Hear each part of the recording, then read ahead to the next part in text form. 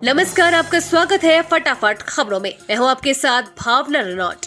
आज हम लेकर आए हैं हरियाणा के हर छोटे बड़े शहर की सबसे तेज और ताजा खबरें। तो चैनल को सब्सक्राइब कीजिए और वीडियो को कहां से देख रहे हैं कमेंट बॉक्स में बताएं।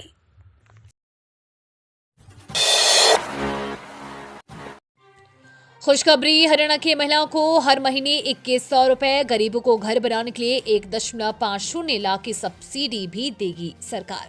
हरियाणा में अंत्योदय के उत्थान के प्रयास अब और तेज होंगे। शहर और गांव में 6 लाख गरीब परिवारों को घर उपलब्ध कराने का लक्ष्य है। अगले महीने विधानसभा में पेश होने जा रहे बजट में गरीब परिवारों की महिलाओं को हर महीने 2100 रुपए की आर्थिक सहायता और बुजुर्गों, विधवाओं और दिव्यांगों की पेंशन में बढ़ोतरी की तैयारी है। हरियाणा के मंत्री सरकारी कर्मचारियों का नहीं कर पाएंगे ट्रांसफर, सीएम सैनी बोले अब ऑनलाइन होगा। हरियाणा के मंत्री को चतुर्थ श्रेणी कर्मचारियों के तबादलों के अधिकार नहीं मिलेंगे। मुख्यमंत्री नायब सिंह सैनी ने कहा कि प्रदेश में तबादलों को लेकर पहले से ही ऑनलाइन व्यवस्था चली आ रही है, ऐसे में अधिकार किसे दिए जा सकते हैं। सोमवार को गुरु गोबिंद सिंह के प्रकाश उत्सव के अवसर पर पंचकुला के गुरुद्वारा नाडा साहिब पहुंचे मुख्यमंत्री ने पत्रकारों से बातचीत में कहा कि जब तबादले ऑनलाइन होते हैं तो ऑनलाइन आवेदन करना चाहिए। अगले 4 दिन तक घना कोहरा छाए रहने के आसार, बूंदाबांदी से बढ़ी ठिठुरन। हरियाणा के गुरुग्राम में सोमवार सुबह बूंदाबांदी होने से मौसम बदल गया। हल्का कोहरा छाया रहा और 7 बजे आसमान घने बादलों से घिर गया। कई जगह 5 मिनट तक हल्की वर्षा भी हुई। इससे अचानक सर्दी बढ़ गई, लुढ़क गया पारा। मौसम में अचानक आए बदलाव के बाद पारा लुढ़क गया और दिन भर धूप नहीं निकलने के कारण लोग ठिठुरते हुए रहे। तापमान गिरने के बाद घरों में हीटर और गीजर का उपयोग बढ़ गया है। मेट्रो से जुड़ेगा हरियाणा का एक और जिला। केएमपी केजीपी इंटरचेंज होगा पलवल वल्लभगढ़ मेट्रो का अंतिम स्टेशन। हरियाणा के पलवल जिले को मेट्रो से जोड़ने का काम इस साल से शुरू होगा। वल्लभगढ़ के नाहर सिंह स्टेशन से पलवल का केएमपी केजीपी इंटरचेंज मेट्रो से जुड़ेगा। पलवल वल्लभगढ़ मेट्रो में 13 स्टेशन होंगे और इसके बीच 30 किलोमीटर की दूरी होगी। इससे आसान आवागमन, बेहतर क्षेत्रीय कनेक्टिविटी और रोमांचक आर्थिक संभावनाओं की उम्मीद है। इस योजना पर 5000 करोड़ रुपए से अधिक लागत आएगी।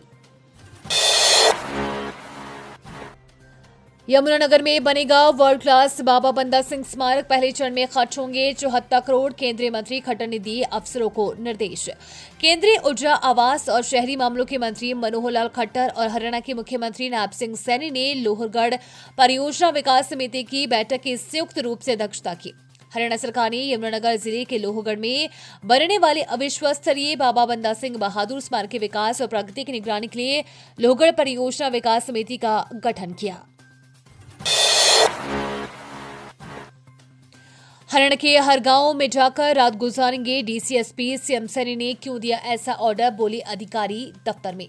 हरियाणा सरकार सुरक्षा को लेकर अलर्ट मोड पर आ गई है। मुख्यमंत्री नायब सिंह सैनी ने सभी जिला उपायुक्तों और पुलिस अधीक्षकों को प्रदेश अलग अलग गांव में जाकर एक रात गुजारने का आदेश दिया। अफसरों को महीने में एक रात गांव में गुजारनी होगी, जहां वे लोगों की समस्याएं सुनेंगे और उनका तुरंत समाधान करेंगे। सीएम सैनी ने कहा कि अधिकारी दफ्तर में बैठकर फैसला लेने की बजाय लोगों के बीच बैठकर ग्रामीणों से बात कर विकास की योजना बनाएंगे। हरियाणा से हरिद्वार जाना हुआ आसान, अब नहीं होना पड़ेगा परेशान। हरियाणा वासियों के लिए खुशखबरी है। हरियाणा से हरिद्वार जाना अब और भी आसान हो गया है। हिसार डिपो से बस चलेगी जो डायरेक्ट हरिद्वार तक पहुंचाएगी। ये बस हिसार होते हुए जींद पहुंचेगी और फिर पानीपत के रास्ते हरिद्वार जाएगी। बस हिसार से शाम 5:20 पर खुलेगी जो शाम 7 बजे जींद पहुंचेगी और फिर देर रात करीब 12 बजे हरिद्वार। वहीं इस हरिद्वार से 10 बजे वापस हिसार के लिए चलेगी। बता दें कि पिछले लंबे समय से श्रद्धालु जींद से हरिद्वार के लिए रेल सेवा की मांग कर रहे थे, क्योंकि जींद से डायरेक्ट कोई बस या रेल हरिद्वार नहीं जाती है। वहीं अब इस बस सेवा के शुरू होने के बाद जींद वासियों में खुशी देखी जा रही है। किसानों की मांग पूरी तरह जायज, बॉर्डर पर क्यों रोका, सरकार जल्द से जल्द खत्म कराए अनशन, भूपेंद्र हुड्डा का बयान।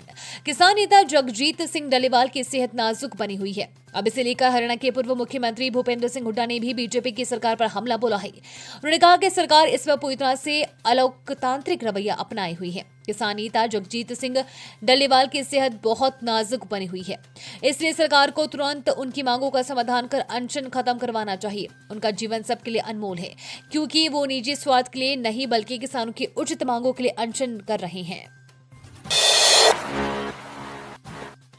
घूसखोर लेडी कांस्टेबल गिरफ्तार, आरोपी महिला को 20,000 रुपए रिश्वत लेते पकड़ा, सिटी गोहाना थाना में थी तैनात।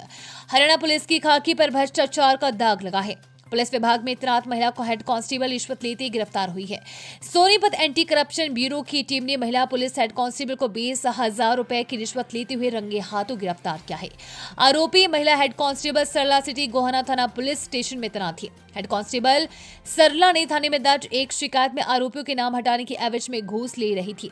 आरोपी लेडी कांस्टेबल के खिलाफ गांव जागसी निवासी रविंद्र ने शिकायत की थी, जिस पर कार्रवाई करते हुए सोनीपत एसीबी की टीम ने महिला हेड कांस्टेबल को रंगे हाथों गिरफ्तार किया है। एसीबी की टीम उससे पूछताछ कर रही है। हरियाणा एसीबी में अब ऑनलाइन नियुक्तियां होंगी। एंटी करप्शन ब्यूरो ने पोर्टल बनाया। एसीबी चीफ ने डीजीपी को चिट्ठी भेजी।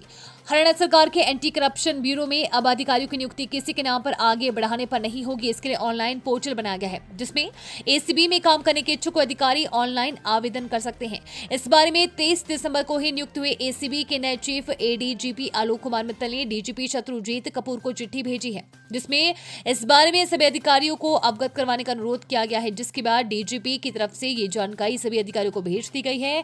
ये नियुक्ति रेपुटेशन बेस पर होगी। पंजाब सरकार को किस घटना का इंतजार है? जगजीत सिंह डल्लेवाल की खराब तबीयत पर भड़के अनिल विज। आमरण अनशन पर बैठे किसान नेता जगजीत सिंह डल्लेवाल की हालत लगातार नाजुक बनी हुई है। ऐसे में हरियाणा सरकार में मंत्री अनिल विज ने पंजाब सरकार के ऊपर निशाना साधा है। विज ने कहा कि आखिर पंजाब सरकार किस अनहोनी का इंतजार कर रही है? राज्य सरकार डल्लेवाल के ऊपर सुप्रीम कोर्ट ने जो आदेश दिए हैं उनका पालन क्यों नहीं कर रही है? दरअसल सुप्रीम कोर्ट ने पंजाब सरकार से डल्लेवाल के आमरण अनशन के दौरान उन्हें सभी मेडिकल सुविधाएं उपलब्ध करवाने के लिए कहा था, लेकिन पंजाब सरकार उन्हें अस्पताल में भर्ती कराने में असमर्थ रही। बरवाला में मंत्री ने किया करोड़ों के कार्यों का शिलान्यास, लोगों की सुनी समस्याएं, गंगवा बोले विकास की नहीं रहने देंगे कोई कमी। हिसार के बरवाला में लोक निर्माण मंत्री रणबीर गंगवा ने 25 करोड़ रुपए के विकास कार्यों का शिलान्यास किया।